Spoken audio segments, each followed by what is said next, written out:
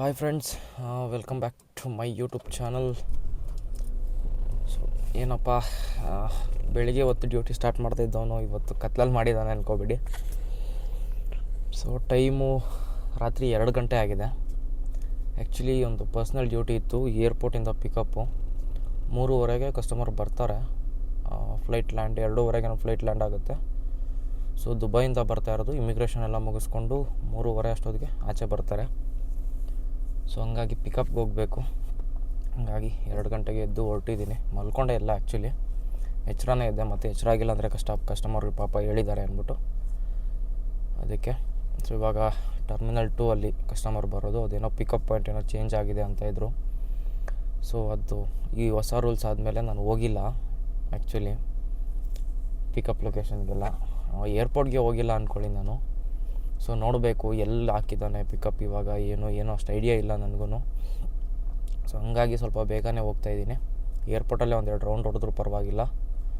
So customer ಬರೋಷ್ಟರೊಳಗಡೆ ಅವರು ಎಲ್ಲಿ parking ಇರುತ್ತೆ ನೋಡಿಕೊಂಡು ಅವ್ರಿಗೆ ಹೇಳ್ಬೇಕು ನಾನು ಇಲ್ಲಿಗೆ ಬನ್ನಿ ಇಂಥ ಜಾಗಕ್ಕೆ ಅಂತ. ಸೊ ಹಂಗಾಗಿ 2 ಗಂಟೆ 8 ನಿಮಿಷ ಇವಾಗ ಟೈಮು. ಗಾಡಿ ಸ್ವಲ್ಪ ಹೀಟ್ ಆಗಲಿ ಅಂತ ಬಿಟ್ಟಿದ್ದೀನಿ.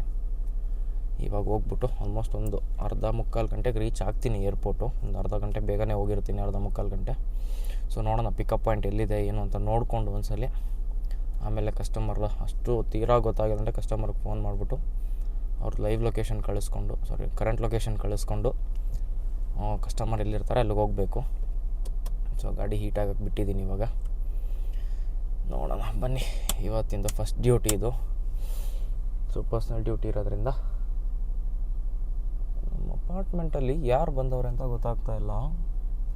ಬೆಂಜು BMW ಬೇಜಾನ್ ಓಡಾಡ್ತೈತೆ ನೆನ್ನೆ ನೈಟಿಂದ. ನೋಡೋಣ ಯಾರು ಬಂದವ್ರು. ಯಾರು ಕಾಣಿಸ್ತಾ ಇಲ್ಲ, ಕಾರಿಂದ ಯಾರು ಇಳಿತಾನೂ ಇಲ್ಲ. ಸೊ ಸಿಗ್ತೀನಿ ಮತ್ತು ಏರ್ಪೋರ್ಟ್ ಹೋದ್ಮೇಲೆ ನಿಮಗೆ. ಸೊ ಫ್ರೆಂಡ್ಸ್, ಕಸ್ಟಮರ್ನ ಕರ್ಕೊಂಬಂದು ಡ್ರಾಪ್ ಮಾಡಿದೆ ಮನೆ ಹತ್ರ. ಇಲ್ಲೇ B5 ಅವ್ರದ್ದು. ಸೊ ಫ್ಲೈಟು ಆ್ಯಕ್ಚುಲಿ ಡಿಲೇ ಆಯಿತು ಇವತ್ತು. ಎಷ್ಟು ಗಂಟೆಗೆ ಅಂದರೆ ಅವರು 2:50ಕ್ಕೆ ಬರಬೇಕಾಗಿದ್ದು ಫ್ಲೈಟು. 3:18ಕ್ಕೆ ಲ್ಯಾಂಡ್ ಆಗಿದೆ. ಸೊ ಲ್ಯಾಂಡ್ ಆಗಿ ಕಸ್ಟಮರು ನನಗೆ ಕಾಲ್ ಮಾಡಿದ್ರು, ಪಿಕಪ್ ಪಾಯಿಂಟ್ ಹತ್ರ ಇದ್ದೀನಿ ಅಂತ. ಸೊ ಆವಾಗ 4:18 ಕರೆಕ್ಟಾಗಿ 1 ಅವರ್ ಅವ್ರು ಲ್ಯಾಂಡ್ ಆಗಿ 1 ಅವರ್ಗೆ ಎಕ್ಸಾಕ್ಟಾಗಿ ಇಮಿಗ್ರೇಷನ್ ಎಲ್ಲ ಮುಗಿಸ್ಕೊಂಡು ಅವ್ರು ಪಿಕಪ್ ಪಾಯಿಂಟಿಗೆ ಬರೋಕ್ಕೆ 1 ಅವರ್ ಆಗಿತ್ತು. ಸೊ ಇವಾಗ ಗೊತ್ತು ನಿಮಗೆ, ಪಿಕಪ್ ಪಾಯಿಂಟು ನಾರ್ಮಲಾಗಿ ಮೊದಲು ಡೌನ್ ಹೋಗ್ತಿದ್ದಂಗೆ ಟರ್ಮಿನಲ್ 2 ರೈಟ್ ತೊಗೊಂಡಂಗೆ ಡೈರೆಕ್ಟಾಗಿ ಹೋಗ್ತಾಯಿದ್ವಿ. ಇವಾಗ ಹಂಗಿಲ್ಲ, ಪಾರ್ಕಿಂಗ್ ಕಡೆ ಕಳಿಸ್ತಾ ಇದ್ದಾನೆ. ಸೊ ನಾನು ಅಲ್ಲಿ ಟಿಕೆಟ್ ತೊಗೊಂಡು ಎಂಟ್ರಿದು ಪಾರ್ಕಿಂಗ್ದು ಟಿಕೆಟ್ ತೊಗೊಂಡು ಹೋದೆ. ಆ್ಯಕ್ಚುಲಿ ಕಸ್ಟಮರ್ ಪಾರ್ಕಿಂಗ್ ಹತ್ರನೇ ಇದ್ದರು. ಅವ್ರಿಗೆ ಮತ್ತೆ ಫೋನ್ ಮಾಡಿ ಗೈಡ್ ಮಾಡಿ ಈ ಕಡೆ G10 ಹತ್ರ ನಿಂತ್ಕೊಂಡಿದ್ದೆ, G10 ಪಿಲ್ಲರ್ ಹತ್ರ ನಾನು. ಸೊ ಅಲ್ಲಿಗೆ ಕರೆಸ್ಕೊಂಡು ಕಸ್ಟಮರ್ನ ಪಿಕ್ ಮಾಡ್ಕೊಂಡು ಹೋಗೋಷ್ಟೊಳಗಡೆ 8 ನಿಮಿಷ ಆ್ಯಕ್ಚುಲಿ ಫ್ರೀ ಇರೋದು. ಏರ್ಪೋರ್ಟಲ್ಲಿ 11 ನಿಮಿಷ ಆಗೋಯಿತು. ನಾನು ಅದು ಮತ್ತೆ ಎಕ್ಸಿಟ್ ಗೇಟ್ ಹತ್ರ ಹೋಗೋಷ್ಟೊಳಗಡೆ ನಾನು ಕಿತ್ಕೊಳ್ತಾನೆ 150 ರೂಪಾಯಿ ಇವಾಗ ಅಂದ್ಕೊಂಡೆ. ಬಟ್ ಇಲ್ಲ, ತೊಗೊಳ್ಲಿಲ್ಲ ಏನೋ ಚಾರ್ಜಸ್ಸು. 11 ನಿಮಿಷ ಆಗಿದ್ರು ನನಗೆ ಗೇಟ್ ಓಪನ್ ಮಾಡ್ದೆ. ಸೊ ಕರ್ಕೊಂಬಂದು ಕಸ್ಟಮರ್ನ ಇವಾಗ ಡ್ರಾಪ್ ಮಾಡಿದೆ. ಆ್ಯಕ್ಚುಲಿ ಏರ್ಪೋರ್ಟ್ ಪಿಕಪ್ಪು 1200 ರೂಪಾಯಿ ನಾನು ಮಾತಾಡಿದ್ದು ಕಸ್ಟಮರ್ಗೆ. ಸೊ 1200 ರೂಪಾಯಿ ಪೇಮೆಂಟ್ ಮಾಡಿದ್ರು. ಆ್ಯಕ್ಚುಲಿ ಆಲ್ಮೋಸ್ಟ್ ಒಂದು ಅರ್ಧ ಗಂಟೆ ಡಿಲೇ ಆಗಿತ್ತು, ಅರ್ಧ-ಮುಕ್ಕಾಲು ಗಂಟೆ. ಎಷ್ಟು ಅಂದರೆ ಕರೆಕ್ಟಾಗಿ 3:40ಕ್ಕೆ ಬರಬೇಕಾಗಿತ್ತು ಫ್ಲೈಟು. ಸಾರಿ 2:40ಕ್ಕೆ 3:20ಕ್ಕೆ ಬಂದಿದೆ. ಅಲ್ಲಿಗೆ ಅರ್ಧ ಗಂಟೆ ಎಕ್ಸಾಕ್ಟಾಗಿ 28 ನಿಮಿಷ ಡಿಲೇ ಆಗಿದೆ ಫ್ಲೈಟು. ಹಂಗಾಗಿ ಸ್ವಲ್ಪ ಲೇಟ್ ಆಯಿತು ಅಷ್ಟೇ. ನಾನು 2:30ಗೆ ನಾನು ಏರ್ಪೋರ್ಟ್ ಹತ್ರ ಹೋಗ್ಬಿಟ್ಟಿದ್ದೆ. ಅವ್ರು ಇನ್ನೂ ಫ್ಲೈಟೇ ಲ್ಯಾಂಡ್ ಆಗಿರಲಿಲ್ಲ. ಆವಾಗಲೇ ನಾನು ಏರ್ಪೋರ್ಟ್ ಹತ್ರ ಹೋಗ್ಬಿಟ್ಟೆ. ಮನೇಲಿ ಕೂತ್ಕೊಂಡು ಏನು ಮಾಡೋದು, ಸುಮ್ಮನೆ ಫೋನ್ ನೋಡ್ತಾ ಇದ್ದೆ. ಅಲ್ಲೇ ಹೋಗ್ಬಿಡೋಣ ಅಂತ ಇವಾಗ ಕರ್ಕೊಂಬಂದು ಡ್ರಾಪ್ ಮಾಡಿದ್ದೀನಿ. ಟೈಮ್ ಕರೆಕ್ಟಾಗಿ 9:18. 1 ಅವರ್ ಅಲ್ಲಿಂದ ಇಲ್ಲಿಗೆ ಬರೋಕ್ಕೆ. ಅವ್ರನ್ನ ಪಿಕ್ ಮಾಡ್ಕೊಂಬರೋಷ್ಟೊಳಗಡೆ. ಸೊ ಮತ್ತು ಹೋಗಿ ಮಲ್ಕೊಳ್ತೀನಿ ಒಂದು ಸ್ವಲ್ಪ ಹೊತ್ತು.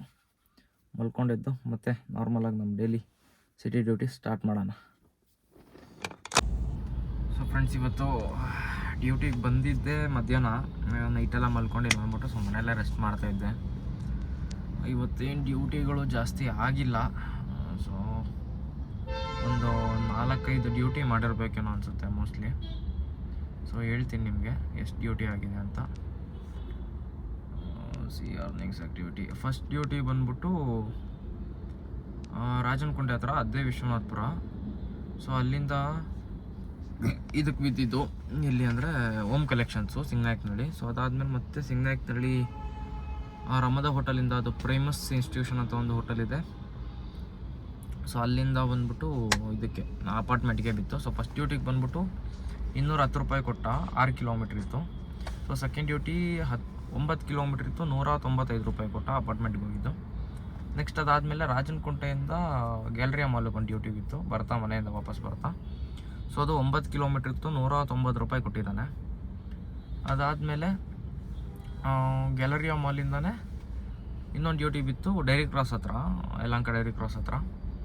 ಸೊ ಅದು 4 ಕಿಲೋಮೀಟ್ರಿಗೆ 176 ರೂಪಾಯಿ ಕೊಟ್ಟಿದ್ದಾನೆ. ಸೊ ಇಷ್ಟೇ 4 ಡ್ಯೂಟಿ ಮಾಡಿರೋದಿನ್ನ. ಸೊ ಇನ್ನೂ ಟೈಮ್ ಇದೆ, ಮಾಡೋಣ ಅಂದ್ಬಿಟ್ಟಿದ್ದೀನಿ. ನೋಡೋಣ ನೆಕ್ಸ್ಟ್ ಇಲ್ಲಿಗೆ ಬೀಳುತ್ತೆ, ಹೆಂಗೆ ಏನು ಎಷ್ಟಾಗುತ್ತೆ ಡ್ಯೂಟಿ ಏನು ಅಂತ. ಬೆಳಿಗ್ಗೆ ಆಲ್ರೆಡಿ 1200 ಆಗಿದೆ, ಇವಾಗ ಒಂದು ಆಲ್ಮೋಸ್ಟ್ ಒಂದು 2000 ಹತ್ತಿರ ಅರ್ನಿಂಗ್ಸ್ ಆಗಿದೆ ಇವತ್ತು. ಮಿಕ್ಕಿದ್ದು ಮಾಡಬೇಕು, ಮಾಡೋಣ. ಸೊ ಹಾಯ್ ಫ್ರೆಂಡ್ಸ್, ಡ್ಯೂಟಿ ಆಮೇಲೆ ಒಂದು ಚಿಕ್ಕ ಪುಟ್ಟ ಮೂರು ಡ್ಯೂಟಿ ಮಾಡಿಕೊಂಡೆ.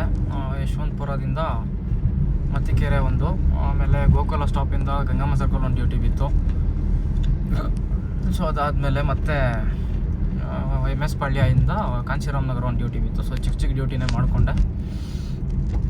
12 ಗಂಟೆ ಆಗಿತ್ತು ಆಲ್ಮೋಸ್ಟು. ಬರ್ತಾ ಇದ್ದೆ ಸಂಭ್ರಮ್ ಕಾಲೇಜ್ ಕಡೆಯಿಂದ MS ಪಾಳ್ಯ ಹತ್ರ. ಅಲ್ಲೊಂದು ಕಾರ್ ಆಕ್ಸಿಡೆಂಟ್ ಆಗೋಗಿತ್ತು, ಎಲ್ಲೋ ಬೋರ್ಡ್ ಗಾಡಿ. ಈ ಕೇರಳ ಹುಡುಗರು ಬೈಕಲ್ಲಿ ಬಂದು ಗುದ್ದಿರೋದು.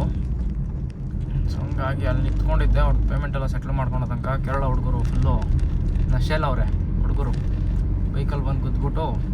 ಅದು EV car, Tata Tigor.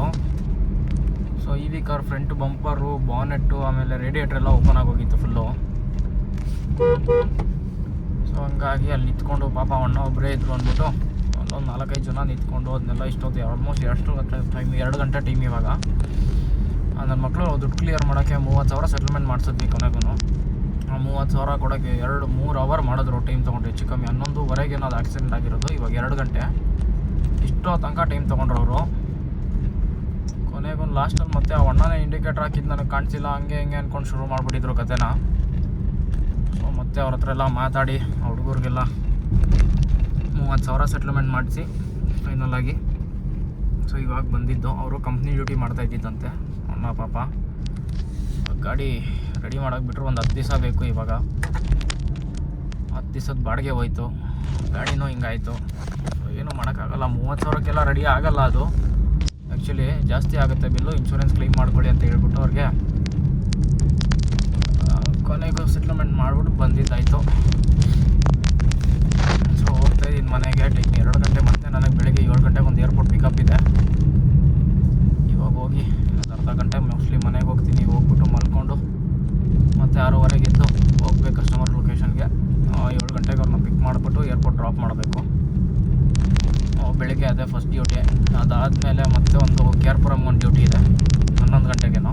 So airport ಬಿಟ್ಬಿಟ್ಟು ಬಂದು ಸ್ವಲ್ಪ ರೆಸ್ಟ್ ಮಾಡಿ ಮನೇಲಿ ಮತ್ತೆ 11-11:30ಗೆ ಒಂದು KRಪುರಂ ಡ್ಯೂಟಿ ಇದೆ, ಪರ್ಸ್ನಲ್ ಡ್ಯೂಟಿನೇ. ಸೊ ಅದೊಂದು ಕಸ್ಟಮರ್ನ ಡ್ರಾಪ್ ಮಾಡಬೇಕು KRಪುರಂಗೆ. ನಾಳೆ 2 ಡ್ಯೂಟಿ ಆಲ್ರೆಡಿ ಬುಕ್ ಆಗಿದೆ. ಅದಾದಮೇಲೆ ಓಲಾ ಊಬರ್ ನೋಡ್ತೀನಿ, ಆಯಿತು ಅಂದರೆ ಮಾಡ್ತೀನಿ, ಇಲ್ಲಾಂದರೆ ನಾಳೆ ಇದೇ 2 ಪರ್ಸ್ನಲ್ ಡ್ಯೂಟಿಗಳು ಮಾಡಿಕೊಂಡು ನಾಡಿದ್ದಿಂದ ಮತ್ತೆ ಯಾವುದು ಪರ್ಸ್ನಲ್ ಡ್ಯೂಟಿ ಇಲ್ಲ ಅಂದರೆ ಬ್ಯಾಕ್ ಟು ವರ್ಕ್ ಅನ್ನೋ ಥರ ಮತ್ತೆ ಓಲಾ ಊಬರ್ ಸ್ಟಾರ್ಟ್ ಮಾಡ್ಕೋಬೇಕು ನಮ್ಮದು. ಆ್ಯಂಡ್ ಚಾಲೆಂಜ್ ಏನಾಯಿತು ಅಂತ ಕೇಳ್ತಾಯಿದ್ರಿ. ಚಾಲೆಂಜ್ ಆ್ಯಕ್ಚುಲಿ 40,000 ಮಾಡೋಕ್ಕಾಗಿಲ್ಲ 14 ದಿವಸದಲ್ಲಿ. ಯಾಕಂದರೆ ಡ್ಯೂಟಿಗಳು ಕೆಲವೊಂದು ದಿವಸ ಇರ್ತಾಯಿತ್ತು, ಒಂದೊಂದು ದಿವಸ ಚೆನ್ನಾಗಾಗ್ತಾಯಿತ್ತು, ಒಂದೊಂದು ದಿವಸ ಆಗ್ತಾಯಿರಲಿಲ್ಲ. ಸೊ ಹಂಗಾಗಿ 29,000 ಏನೋ ಮಾಡೋಕ್ಕಾಯಿತು. 29,000 ಮಾಡೋಕ್ಕಾಯಿತು ಅಷ್ಟೇ 14 ದಿವಸದಲ್ಲಿ. ಸೊ ನೋಡೋಣ ಈ ತಿಂಗಳಲ್ಲಿ ಎಷ್ಟಾಗುತ್ತೆ. ಕೊನೆಗೆ 10ನೇ ತಾರೀಕು ನಾನು ತಿಂಗಳು ಕೌಂಟ್ ತೊಗೊಳೋದು. ಯಾಕಂದರೆ EMI ಡೇಟಿಂದ 10ನೇ ತಾರೀಕಿಂದ ನೆಕ್ಸ್ಟ್ 10ನೇ ತಾರೀಕು ತನಕ ನೋಡೋಣ ಈ ತಿಂಗಳಲ್ಲಿ ಟೋಟಲಾಗಿ ಎಷ್ಟಾಗುತ್ತೆ ಅಂತ ನೋಡೋಣ ಅಂತ ಅಂದ್ಕೊಂಡಿದ್ದೀನಿ. 10ನೇ ತಾರೀಕಿಂದ 10ನೇ ತಾರೀಕು ಒಂದು ತಿಂಗಳಲ್ಲಿ ಫುಲ್ಲು ಎಷ್ಟು ಮಾಡ್ಬೋದು ಅಂತ. ಸೊ ನೋಡೋಣ ಹೆಂಗಾಗುತ್ತೆ ಈ ತಿಂಗಳು ಅಂತ. ಲಾಸ್ಟ್ ಮಂತ್ ಅಂತೂ ಆಗಲಿಲ್ಲ ಅಂದ್ಕೊಂಡಿದ್ದು. ಸೊ ನೋಡೋಣ ಈ ಮಂತು. ಸೊ ಸಿಗ್ತೀನಿ ಮತ್ತೆ ನಿಮಗೆ ಇನ್ನೊಂದು ವಿಡಿಯೋದಲ್ಲಿ. Bye friends.